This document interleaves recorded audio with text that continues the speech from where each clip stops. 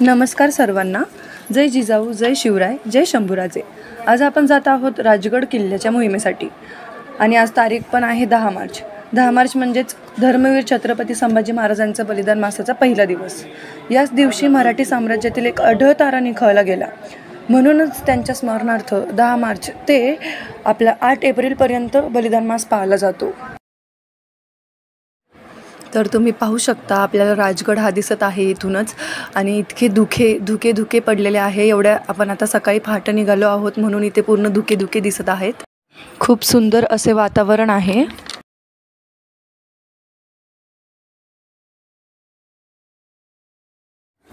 तर इथून आपण आता राजगड किल्ल्यावर चढण्यास सुरुवात करणार आहोत आणि इथे आपण बघू शकतो किल्ले राजगड या म्हणजे बोर्ड लावलेला आहे. किल्ले राजगडबद्दल माहिती दिलेली आहे. आता इथून आपण वरती राजगडावरती आलेलो आहोत. थोडंफार म्हणजे आत्ताच सुरुवात केली आहे आणि वरती आलो आहोत. इथूनच आपल्या मोहिमेची देखील सुरुवात होत आहे. राजगड हा किल्ला म्हणजे राजगड ही आपल्या स्वराज्याची पहिली राजधानी होती. राजगड हा किल्ला दुर्गम असून त्याचा बालेकिल्ला हा खूप मोठा आहे, म्हणजे बराच मोठा आहे. शिवाय राजगडाकडे म्हणजे कोणत्याही मार्गाने किंवा बाजूने जायचं असेल तर त्याला एखादी टेकडी किंवा नदी ओलांडावीच लागायची. म्हणून खूप सुरक्षितता होती राजगडावरती. त्यामुळेच महाराजांनी राजकीय केंद्र म्हणून राजगडाची निवड केली होती. तर इथं आपण पाहू शकता की आपण पाली दरवाजाच्या आता जवळच आलेलो आहोत आणि आता थोडासाच पल्ला राहिला आहे म्हणजे आपण पाली दरवाजापर्यंत पोहोचू.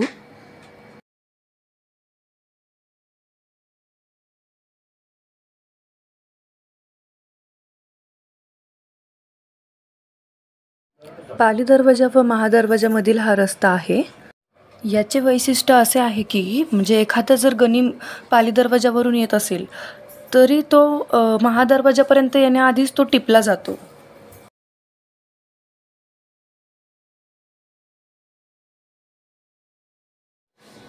तर इथे आपण पाहू शकता हा संपूर्ण सह्याद्री आणि ते सूर्योदय होताना खूप सुंदर असं वातावरण आहे आणि सूर्योदय होताना खूप सुंदर असा हा सह्याद्री दिसत आहे आणि त्यामध्ये पूर्ण राजगड खूपच छान. ज्यावेळेस हा राजगड चढत होतो त्यावेळेस असं आपल्याला वाटतं की अरे आपण आता खूप थांबलो पण त्यानंतर ना आपण असं वरती आल्यावर असा सूर्योदय पाहतो तर थकवा तर असा 2 मिनिटात निघून जाईल असं इतकं छान वातावरण आहे.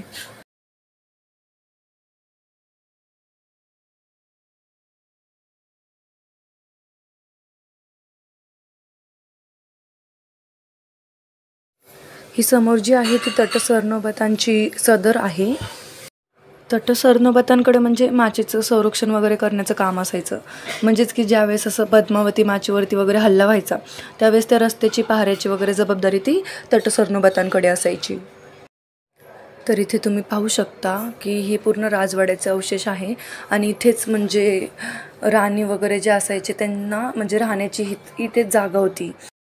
राजवाड्याचे अवशेष पाहून खाली आल्यावरती हे मंदिर आहे म्हणजे रामेश्वर मंदिर असं नाव आहे या मंदिराचं. महादेवाचं हे सुंदर असं मंदिर आहे छोटंसं तिथेच. तर तुम्ही पाहू शकता इथेच आपला छोटासा नंदी देखील आहे. तर इथे सकाळी आम्ही आल्यामुळे सगळेजण टेंटमध्ये म्हणजे असे झोपले वगैरे होते त्यामुळे इथे खूप सामान वगैरे आहे. तर तुम्ही बघितलं आहे रामेश्वर